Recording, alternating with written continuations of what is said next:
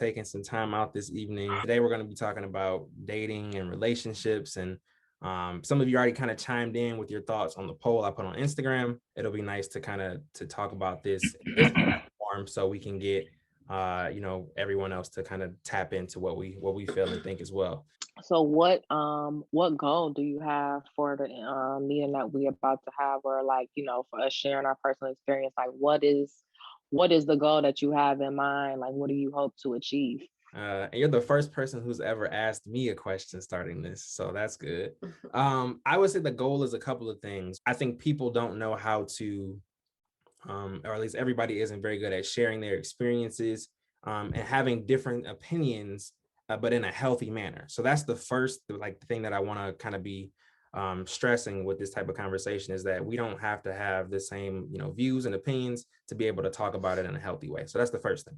The second thing I would say is for people who may be able to relate to some of the things that we talk about, maybe to offer some kind of guidance or make people feel like they're not the only ones that have experienced these things in this type of manner. So it's never anything punitive or anything where we want to make people feel bad about their own experiences or their own views, but just to kind of highlight that we can talk about all these things. And maybe there's something we can glean from it. Maybe you had a different experience or you do things a certain way that I never thought about that I might want to actually consider. And so, and if not, that's fine. But I think it's just all about talking things out in a healthy way. I posted a handful of topics on Instagram, and some of you had the chance to respond. Should a woman pursue a man? And I got a lot of feedback on that one. Tons of people responded. 92% of people said that yes, of course, a woman can pursue a man. Only 8% said no, not at all. And so overwhelmingly, people say, yeah, a woman can do it.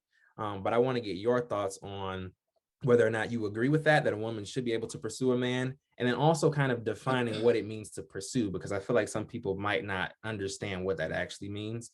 Yeah, I don't. That was my question. Like, what is their definition, or what is your definition of pursue? When I seen that post you made on Instagram, I said no on that, because definition of pursuit for me is when somebody is intentionally, strategically going after something that they want.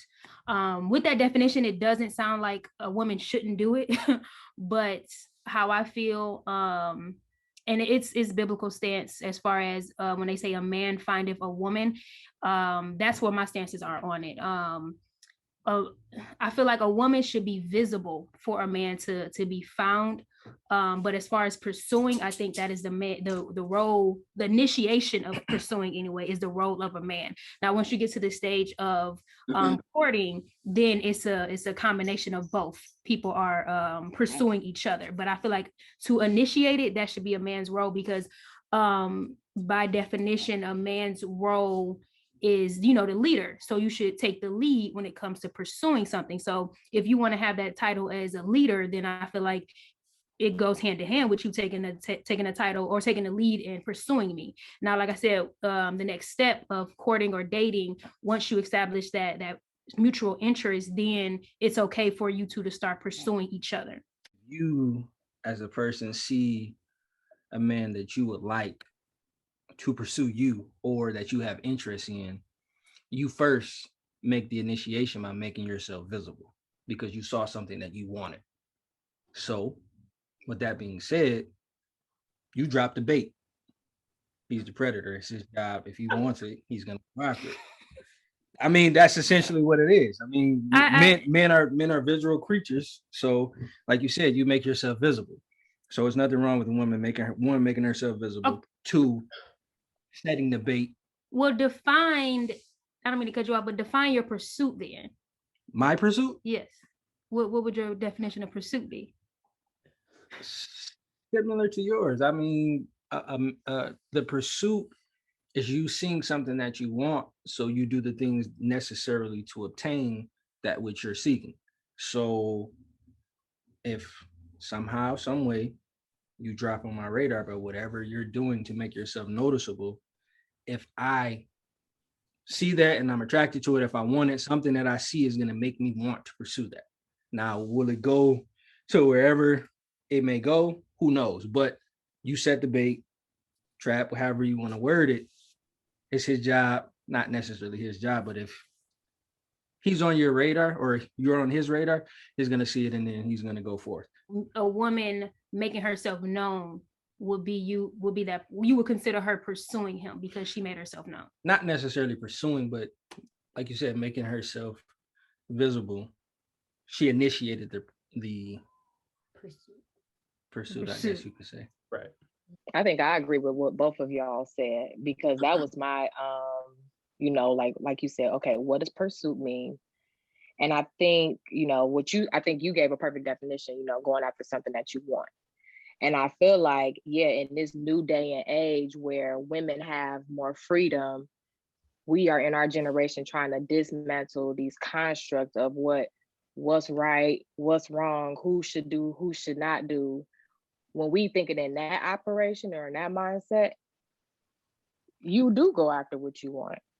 And I feel like, I guess it depends on what your outcome or your goal is. So like for you, like you said, like if your goal is to be married, if you are out trying to find a partner to be married to, of course, you might not want to be out looking for who the man you want to marry you like you said, because he's a leader.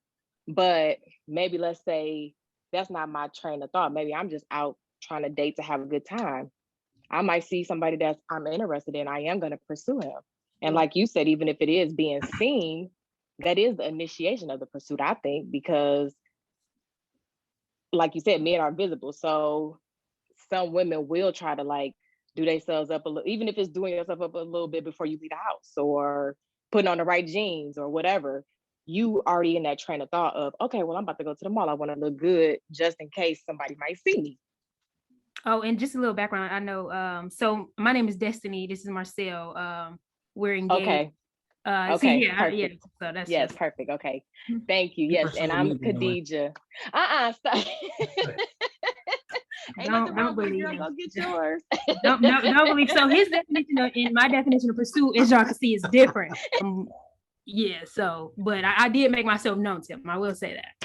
Yeah. And I feel like, and I think that's the taboo, like we're dismantling, because like back in the day, it was, okay, you're a lady, so you're not supposed to be seen. You're supposed to carry yourself a certain way. You're not supposed to wear this. You're not supposed to wear that or whatever. And it's like, well, I mean, I am, like you said, Marcel, men are visual creatures, but just because I know that don't mean that I'm not visual too. And I want to look good. So just because I put it on and I look good, if I'm attracting a man, that don't mean that I shouldn't spruce myself up to look good. And if I attract him, so what? Like, or if vice versa, if I see he looking good, he got his 2-piece on, I'm like, all right, cool, let me go pursue him. Like, because what's wrong with that? I mean, you got to go after what you want these days. Oh, hello everybody. I'm Sydney, Kaylin's fiance. So he was gonna do something. So I was like Destiny with this question. I actually said no.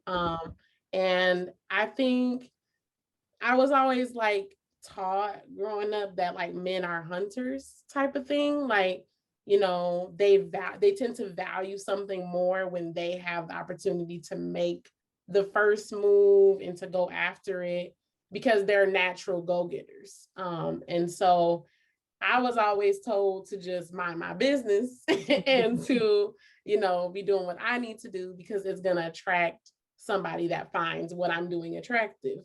So I said no, because I mean, I've had experiences, and I know people who've had experiences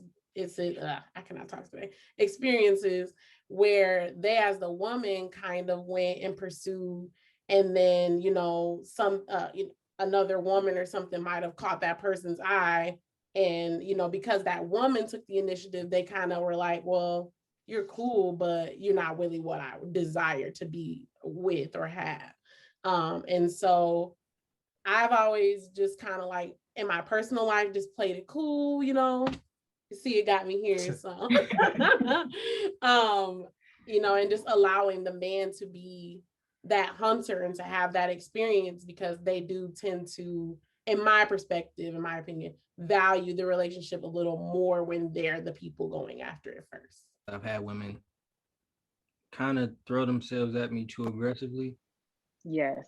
That's what And I was gonna say. you can be cool, but I'm gonna be really disinterested in you within a very Yeah, I don't I just it don't sit well with me. Like I wasn't looking for you.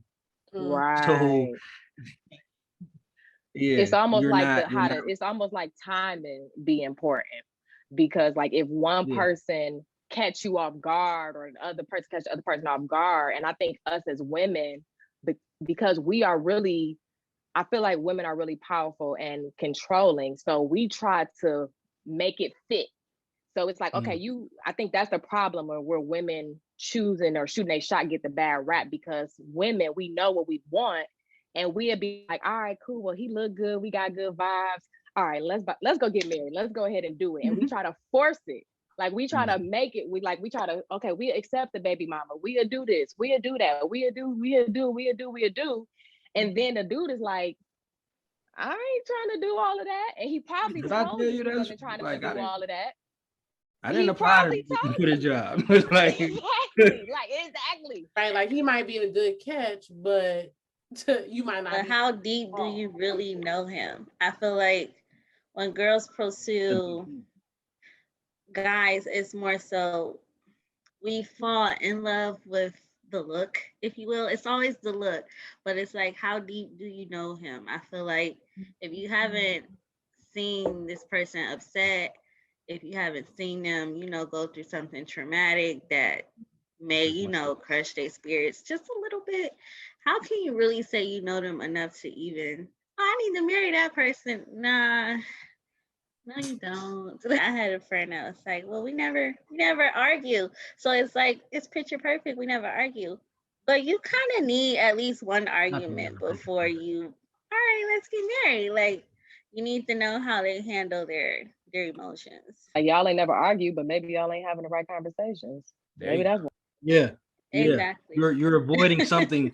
You can and people can have great conversational skills and great skills when it comes to dealing with emotions, but at the same time, like you said, if you don't have the right conversations beforehand and now you see this person lashing out, their emotional intelligence is that of a 2-year-old and they're grown. It's like, bro, like now you're married and you got to stick with that. So it's like that's why you got people, I feel like, getting divorced so quick because they don't see certain things beforehand, and now that they're seeing it in marriage and they didn't see it in that relationship in the beginning, they're like, I don't want to deal with this. If you saw it beforehand, you could have prepared and made the choice, because finding the person that you want to spend the rest of your life with is never going to be something that I feel like is picture perfect. You make the choice day in and day out, regardless of what's going on, and you keep choosing that person over and over. Whatever negative situations you're dealing with, you keep choosing them.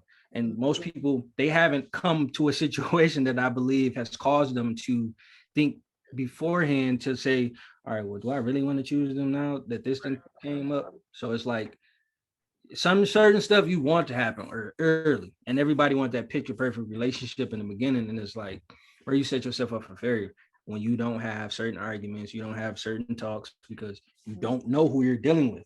And people change over time. Who you started dating 2 years ago versus now, it's not the same person. I think you make some good points there about like the things that happen early in a relationship or dating kind of set the tone and the precedent for what happens down the line, especially if it's something like serious, right? If you just looking to have a fling or something quick, then the rules, the guidelines for that is probably a little looser. But kind of going back to what Khadijah said a little bit earlier, your approach early in the relationship matters a lot, because if this is something serious, then you're obviously setting the tone. So let's say, kind of going back to the original question, if you're a woman who's pursuing the man, right, and now this is developed into a multi-year relationship, y'all been together a few years, and now you're wondering if this man is, you're kind of questioning him because he's not aggressive enough, or he's not, well, if you think back to how this started, maybe he wasn't that aggressive to begin with, and so now your expectations are changed, but you're not realizing the fact that the person that you originally went after was never that way. And so I think that's something that people have to keep in mind too, in terms of, I guess it really doesn't, it's all about preference, but kind of remember what you went into this relationship expecting, because that might not change and you have to be okay with that. In terms of dating, what are some of the most important questions that people need to ask? And sometimes that's not even a question. Khadijah, like, I got a ton, but that's not even a question that you always have to ask of the other person, in my opinion. And I'll let you guys chime in. In my opinion, I think sometimes people need to ask themselves as many questions as they're asking the other person. Are you even ready for this? Is this something that you're actually ready for? Do you feel like this person is somebody that actually suits your life and is the best person for you? Because I feel like if you ask yourself that question, like, hey, I'm dating this person, we've been seeing each other for 6 months, a year now, and you can honestly say, you can ask yourself, is this person the best person for me? And you're doubting that or questioning that, then maybe this person isn't somebody. If you feel like you can find better, then maybe you shouldn't commit to this person long term. So I feel like there are some internal questions people have to ask, but in general, I want to get your thoughts on questions that should be asked in the dating process that people may not ask. One question I think is important is like, how is your relationship with the family that you come from? An ex of mine, I had learned well into the relationship, like, oh, you're a dysfunctional family, you know? And it's so funny because I never knew what a dysfunctional family truly was until I'm like, no, y'all are dysfunctional. You know, some families, you don't like each other, that's normal, but literally a mess. So it's like, yeah, if I would have known this, you know, if we would have talked about this a little more, you would know, like, I don't want to be a part of that mess that you guys are carrying around. I think for me, the first question or a lot of questions that need to be asked that aren't like you said originally, Kaylin, is starting with yourself. Like, first of all, am I ready to date? Like, am I ready? Have I did what I need to do before I bring somebody else into my world, or before I go out and make a connection with a stranger that could possibly end up in my world? I think the main thing that I realize is a lot of time people come into relationships without doing the work for themselves first. And because of that, it causes us to go in with expectations instead of standards. Right. And I feel like expectations, unfortunately, you can't expect something from a stranger. I think for me, the only thing I expect from a stranger as an adult is respect. So I think for me, like going in, I want to know, has the person did the self work to not be triggered? Like, do they have emotional control? Or do you know what's important to you as far as if you want to be in a committed and monogamous relationship? Do you know what's important to you? What values do you have? Like, who taught you this viewpoint of relationships?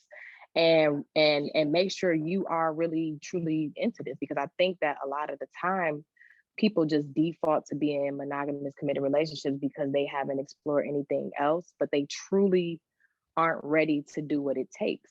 And that's why so many people our age that say, okay, yeah, I want to be married, or I want to do this and that, but then they playing games. Like, they're not even having basic bare minimum respect for each other.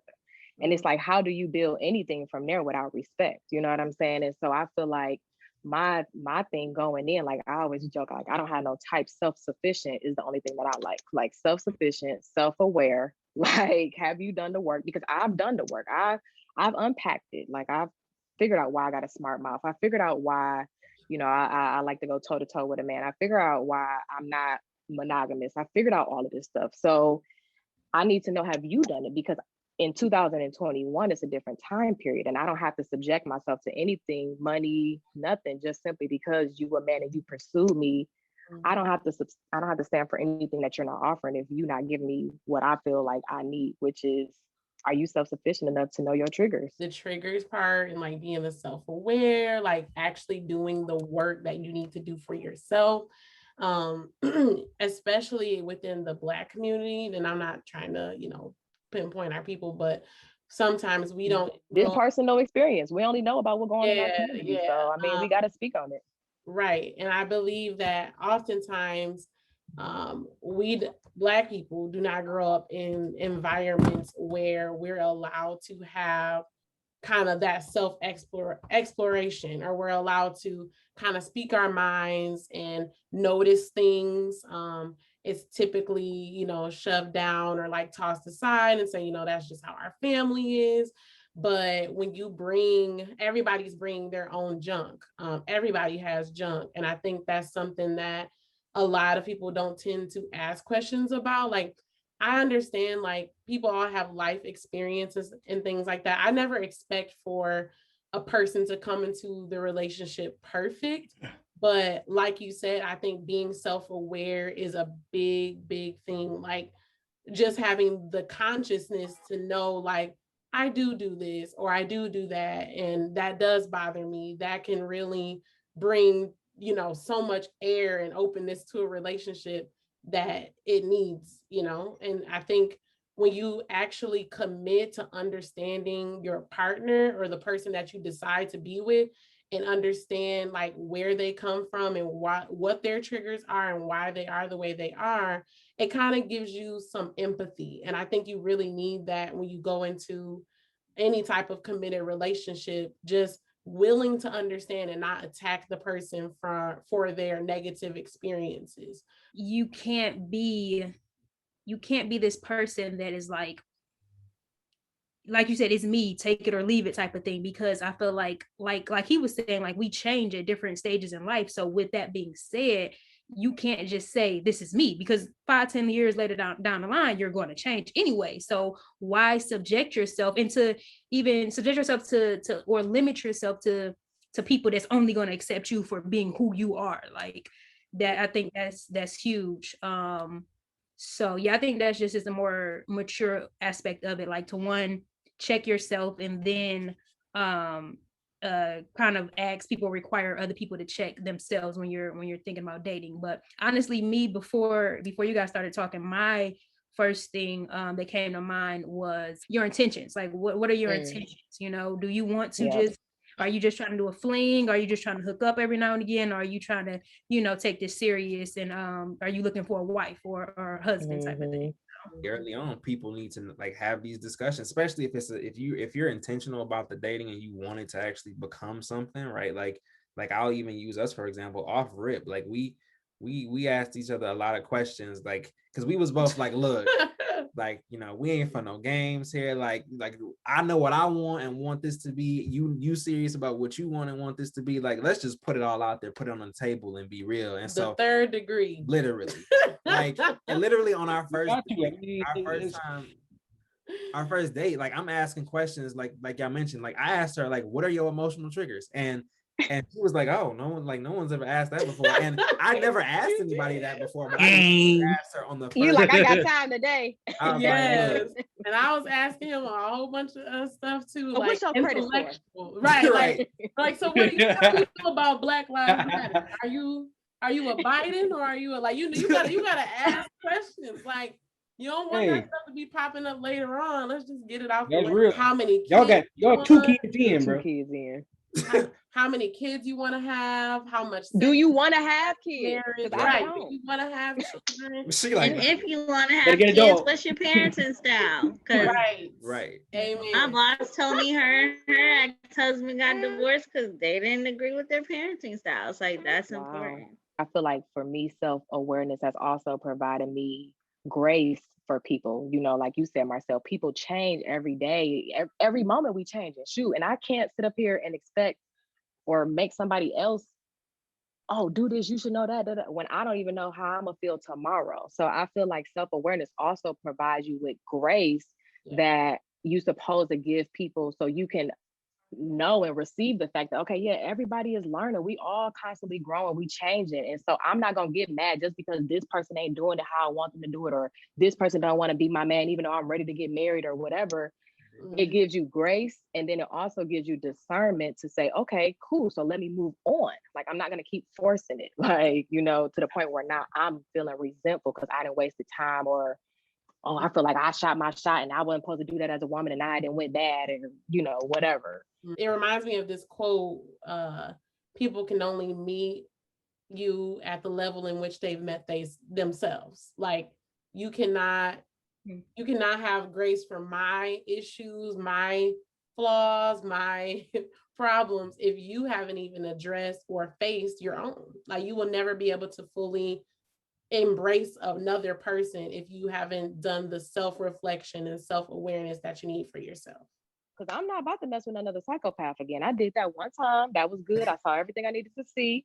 And I'm not making that mistake ever again in life. Like, so I'm hyper vigilant. So if you say you want to go on a date and you come to my house and I live all the way in Novi and you got to afford a tank of gas, that's a red flag for me.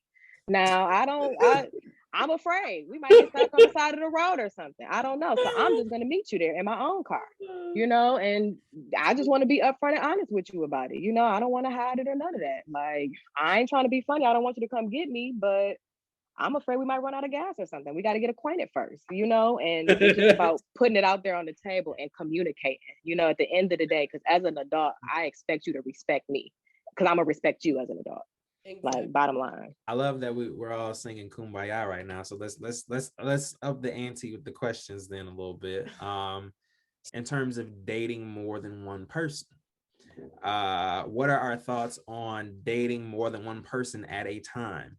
Whether you want to consider it serious, or consider it just a fling. In general, are you okay with dating more than one person? Raina, I'll start with you. I believe you should be dating more than one person, because when you're stuck on this one person, it's just, oh, I'm going to say he, sorry. Oh, he's so this, he's so that, versus getting to know others and knowing, okay, he's honestly not all that for me. He's doing things that I don't want, like Khadijah's standards. That doesn't meet my standards. I don't know why I'm stuck on this person. You get so tied into one person when really dating means multiple people. You don't have to have relations with these people. I'm a strong believer in that. Like, just because we're dating don't mean we need to have relations. So no, but I believe you need to date multiple people to know, okay, I'm not looking for this type of person, so I'm going to stay away from people who are like that. Like, don't put all your eggs in one basket. It's okay for you to date multiple people. If you want to have relations, cool, that's your prerogative. If you don't, great. But I feel like you definitely want to spread them thin, you know what I'm saying? Because you can see different aspects and you can know kind of what you want to deal with, and you can pick. I mean, you have that prerogative to pick what and who you want in that person. And when you have those options, just like you go shop for clothes, you got multiple options. You like the way that fit. This person, you can kind of compare them.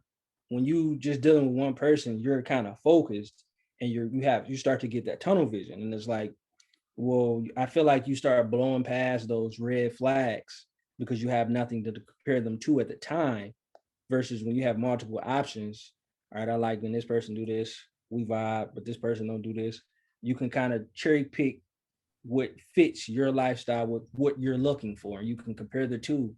And I feel like it just gives you an easier way out, because you know what you want and what you don't want is always right in front of you. I think my perspective on it is, I think that's why women in general, why we cause ourselves so many heartbreaks, because we get into situationships. We like a guy and we just assume that they're on the same page as us and they not talking to nobody. With me, you have to be straight up with me. Like, if you don't tell me that you want to exclusively date me, I'm going to assume you're dating other people, because I'm going to date other people. Yep. And so I think women get ourselves in trouble because we assume just because this guy is giving us X amount of attention that we the only ones he dated, and we find out when he messing with somebody else, we pissed at them. Mm-hmm. Like no, I feel like we do ourselves a disservice. So at the end of the day, you young, date, or even if you're not young, date who you want until that person shows you consistency and it's like tells you, I want for us to be exclusive, Listen to her, she was a pimp when we was dating. I was multiple times. I'm like, hey, I'm not cutting off my hose until you tell me that you I'm a pimp by blood, not relation. Right. She tried to cover it up back then, but I'm like, that ain't your friend. I ain't trying to cover them. No, they were all friends. No, they were. Sure. In my mind, I'm like, them ain't just your friends. You date. You was a special friend. You know what I'm saying?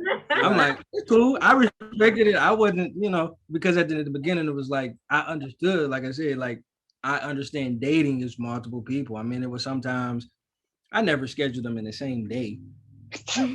You trying to say I did? About to fall out. You did. Sex before marriage. I did the poll on Instagram.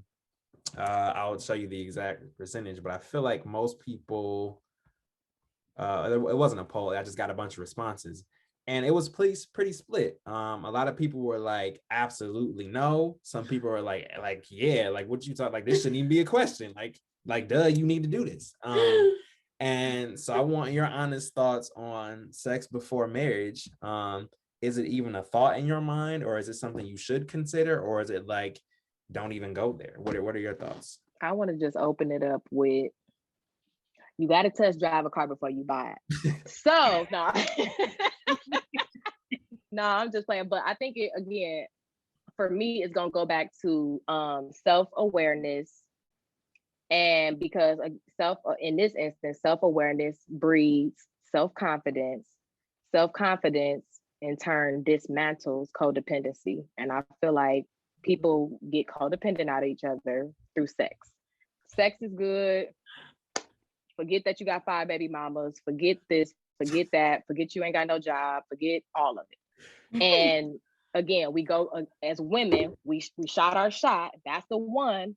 The sex good on top of it. So this must mean that God is, yeah, he doing it for me.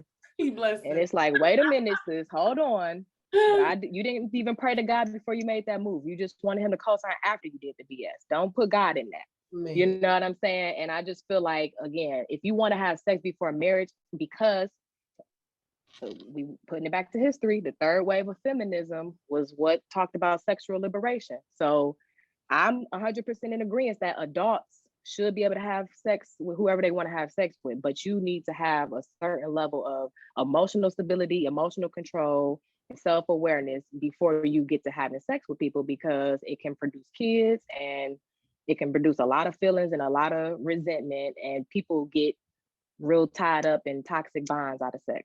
So. Voted no. Just because I voted no doesn't mean I haven't done it. So that's my preface. I don't want to, act like I'm holier than thou or anything. Sex, in my personal experience, tends to cloud judgment. Like Khadijah said, I think she hit it right on the head.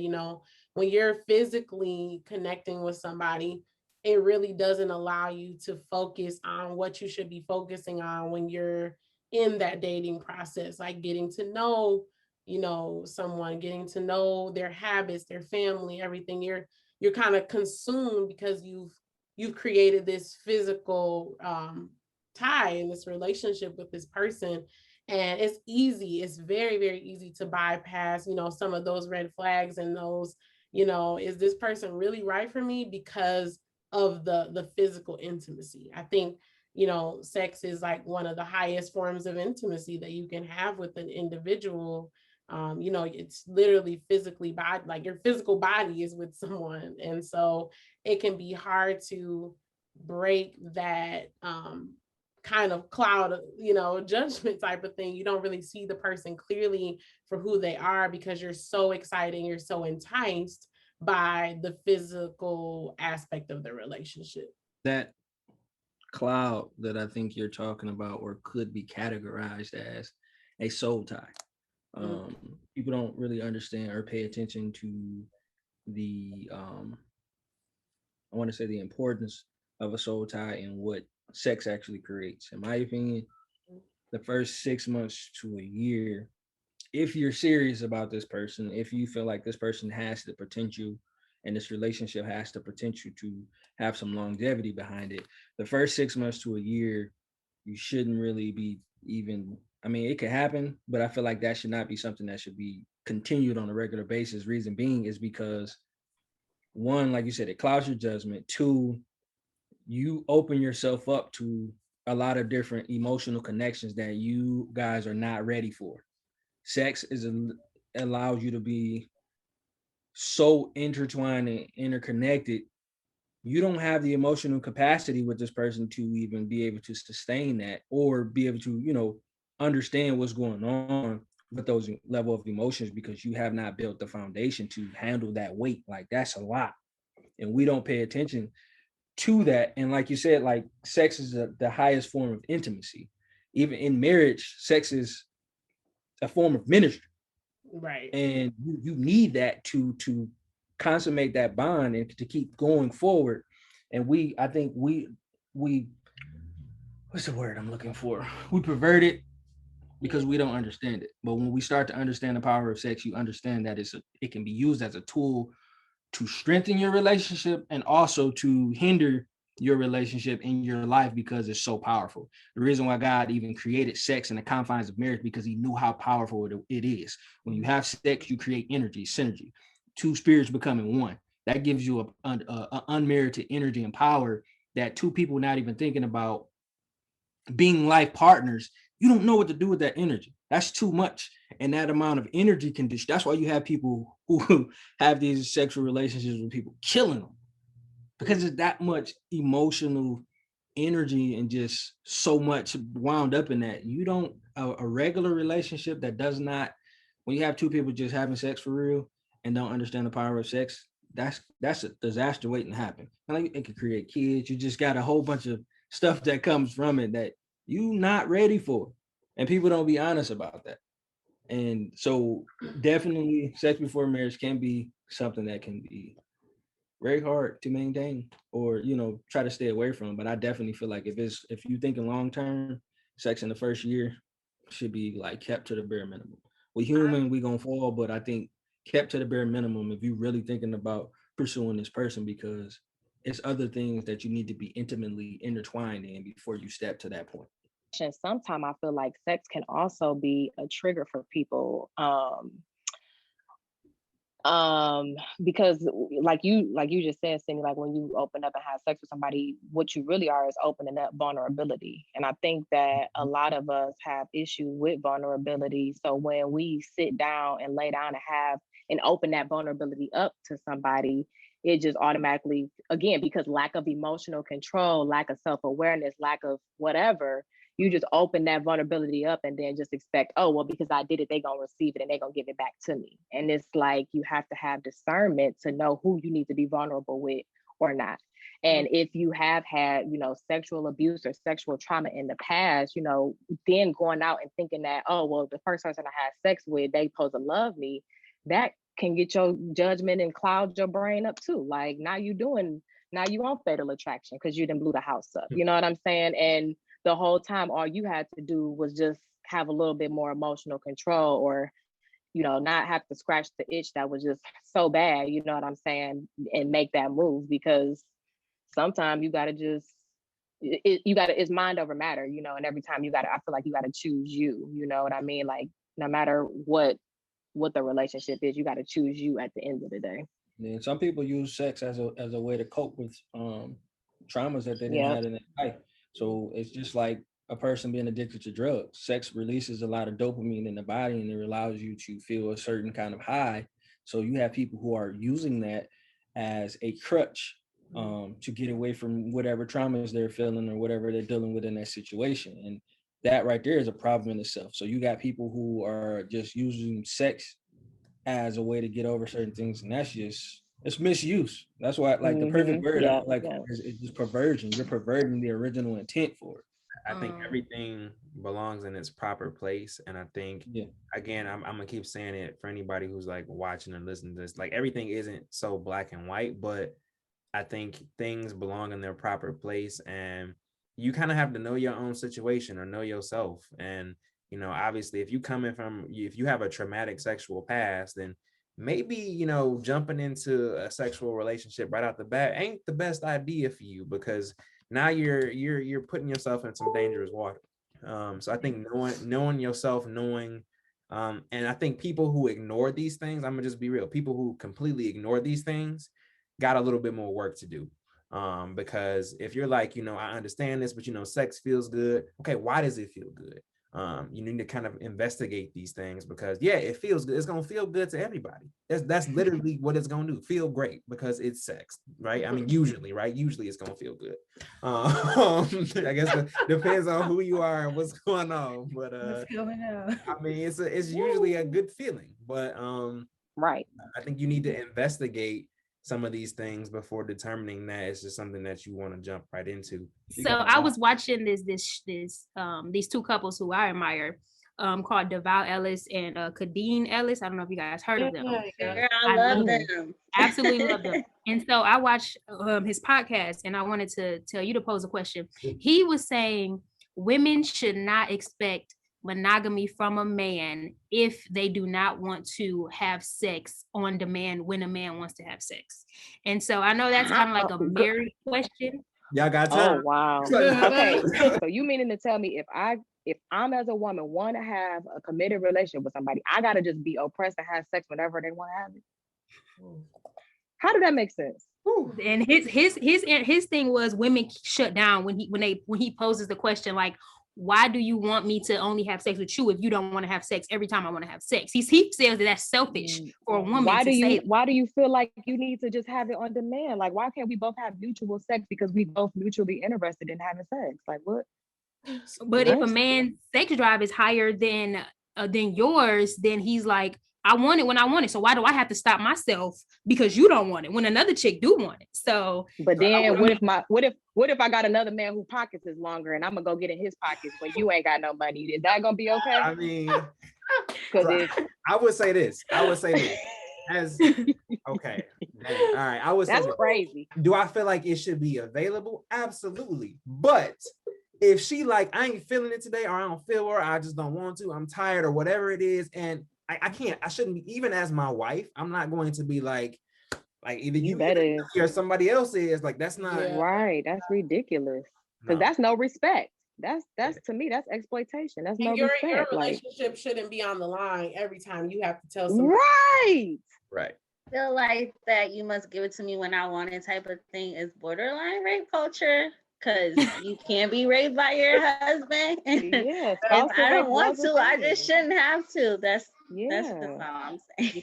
And what type of oppressive? Because I know the podcast she's talking about, and it's like, okay, yeah. And then like I think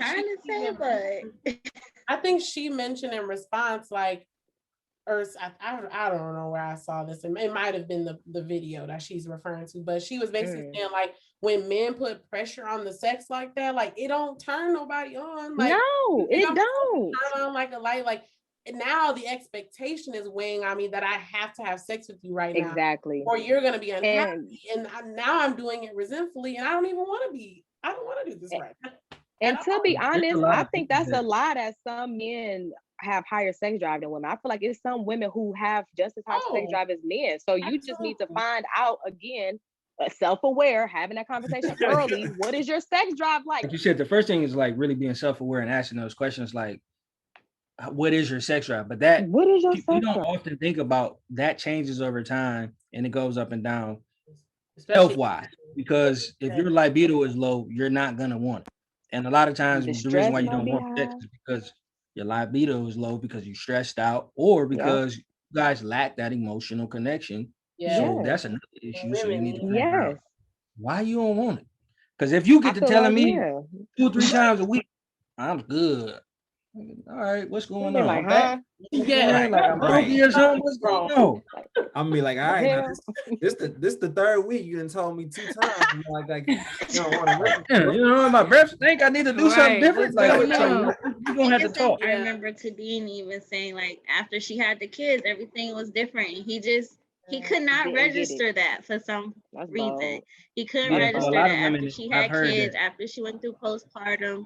Her sex drive and her body definitely changed, and it's like a lot goes into it. That's actually an underlying big issue in marriages that I was reading with women after they have children, like their sex drive is dead.